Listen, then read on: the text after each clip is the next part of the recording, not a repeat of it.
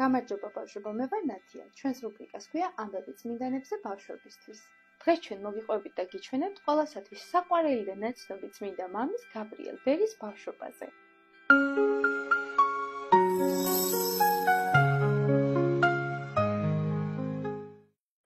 ერთხელ პატარა გაბრიელი ორი მეზობლის კამათს შეესწრო. ერთი მეორეს ეუბნებოდა: კაცო, რა ქრისტესავით ჯვარს მაცვი? პატარა გაბრიელს ამ სიტყვებმა დააინტერესა. მიირბინა იმ მეზობელთან და შეეკითხა: ბატონო, ქრისტე ვინ არის? ან ჯვარს რისთვის აცვეს? მეზობელმა უპასუხა: შვილო, მე არაფერი ვიცი, ისე წამომცდა.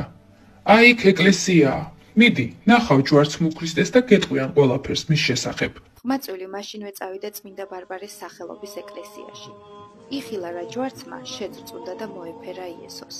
თან სიყვარულით ჰკითხა: იესო, რისთვის გაცვეს ჯვარს? ამ ფაქტს შემთხვევით ეკლესიის დარაჯი შესწრებია და უთქვამს პატარა გაბრიელისთვის. ყმაწვილო, მაგ ჯვარს მის შესახებ ყველაფერი ქრისტეს ისტორიის წიგნში წერია.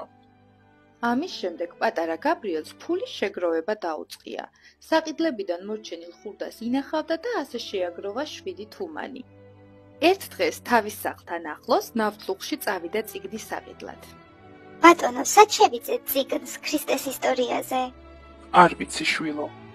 ხმაწვილს წიგნი რომ ვერ ეპოვა, შინისაკენ დაღონებული ბრუნდებოდა. ამ დროს უკნიდან ვიღაც თეთრ წვერად თეთრებში ჩაცმულმა ბერიკაცმა შემოსძახა. შვილო, აქ რას დაეძებ? ქრისტეს ცხოვრებაზე ისტორიის წიგნს, ბატონო.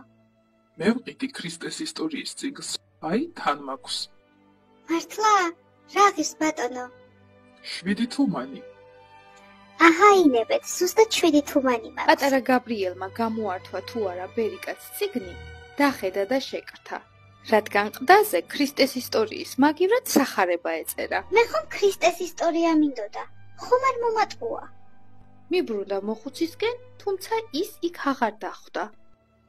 აქ თეთრ წვერა თეთრი სამოსით წიგნის გამყიდველი ხომ არ გინახავთ?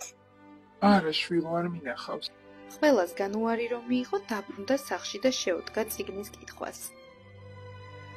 ბავშვებო, ეს იყო პირველი სასწაული ბერი გაბრიელის სიცოცხლეში. მას შეხვდა ის ადამიანი, რომელიც ზუსტად იმ წიგნს ყიდდა, რომელსაც თვითონ დაეძებდა. პატარა გაბრიელს უკვე ძალიან უყვარდა ეკლესიაში ყოფნა.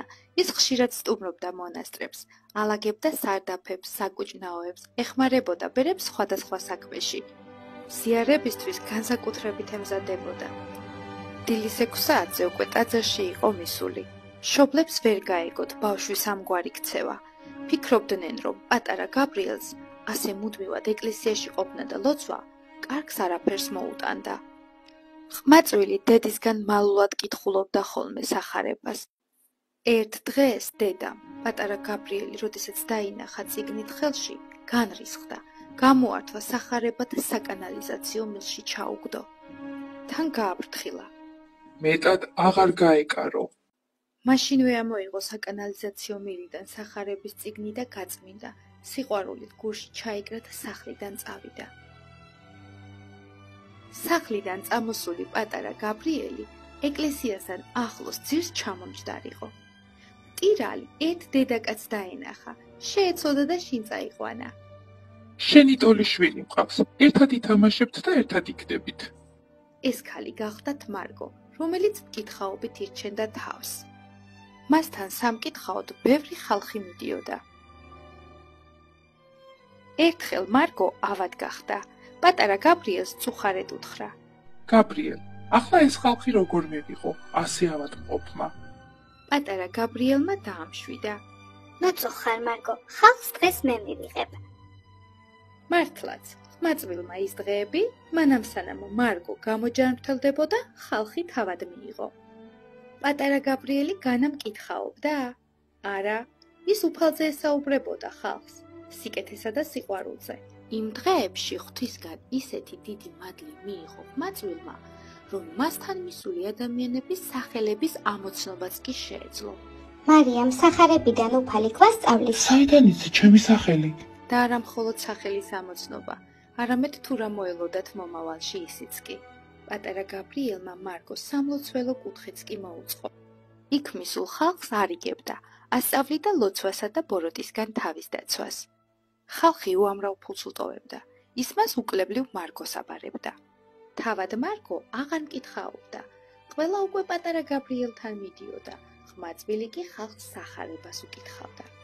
აი გაზაფხულზე კი დედამ თავისი ქცევა მოინანია და პატარა გაბრიელი სახლში დააბრუნა. 12 წლის იყო პატარა გაბრიელი, როდესაც მცხეთაში სამთავროს დედათა მონასტერს ეწვია. მას იქ დედა ანუსია შეეგება. იგი დიდი სიყვარულით მიიღეს დედებმა და დააპურეს, მაგრამ მისი მონასტერში დატოვება ვერ გაბედეს. ხუმრობით უთქვამთ მისთვის. ლამაზი ყმაწვილი რომ ხარ, ამიტომ აქ ვერ დაგტოვებთ. მონასტრიდან გამოსულმა პატარა გაბრიელმა იქვე კარიბჭესთან წამოწვა. თავქვეშ ჩანთა ამოიდო და ჩაეძინა. გამოეღვიძა თუ არა, ჩანთა აიღო პურის ნატეხები რომ აეღო. ჩანთის ქვეშ კი დიდი დაგრაგნილი გველი იხილა. არ შემკრთალა ყმაწვილი, შვიდად გადასახა ჯვარი და გველიც მაშინვე გასრიალდა. ერთხელ პატარა გაბრიელი სვეტი ცხოველში მივიდა. შემოდგომის პირი იდგა, საოცრად ციოდა. არის აკვინმე? ხმა რომ ვერ მიაწვდინა მონასტერში მყოფთ, იქვე კართან წამოწვა. სიცივისგან გათოშილს არ დაეძინა. ამ დროს უეცრად სადღაციდან ძაღლები გამოჩნდნენ. ახლოს მიუსხდნენ პატარა გაბრიელს, გაათბეს და ჩააძინეს. დილით ყმაწვილი ძახილმა გააღვიძა. შვილო, გაიღვიძე. მონასტრისაცმო შეწუხებული იყო პატარა გაბრიელის შემხედვარე. ჩვენ როგორ ცხონდებით, ბუმბულში გვეძინა. პატარა ბავშვი ქვაზე სძინებია. ყმაწვილი მაშინვე შეიყვანეს მონასტერში, გაათბეს და დააპურეს. ბოლოს მამებმა პატარა გაბრიელი ლოცვითა და კეთილის სურვილებით გამოაცილეს. ერთ დღეს ვიღაც კაცი ეკლესიის გზით სახლში მიდიოდა. ტაძარს რომ მიუახლოვდა, დაინახა ყმაწვილი გაბრიელი, რომელიც ეზოს ნანგრევებისგან ასუფთავებდა. აქ რა საკეთებ, შვილო? შენ ჯერ პატარა ხარ და თან სუსტი. ამ ლოდებს როგორ გადააგორებ? მეც კი არ ძალმის ამის აღება, მიუხედავად იმისა, რომ ძლიერი ვარ. ბატონო, სცადეთ, იქნებ აიღოთ. კაცმა სცადა, თუმცა ადგილიდან ვერ დაძრა უზარმაზარი ლოდი. ბატონო, მოდით გაჩვენოთ თუ რა შეუძლია უფალს.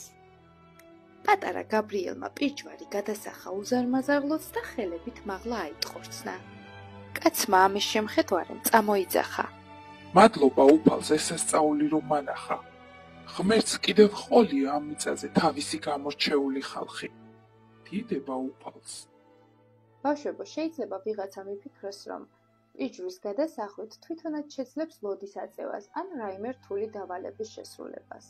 ჩვენ უნდა ვიცოდეთ უფალის სასწაულს მხოლოდ საჭიროების შემთხვევაში გვივლენს. დაგვიწერეთ კომენტარებში, გავაგრძელოთ თუ არა წმინდა ბერ გაბრიელზე ამბების მოყოლა. ნახვამდის.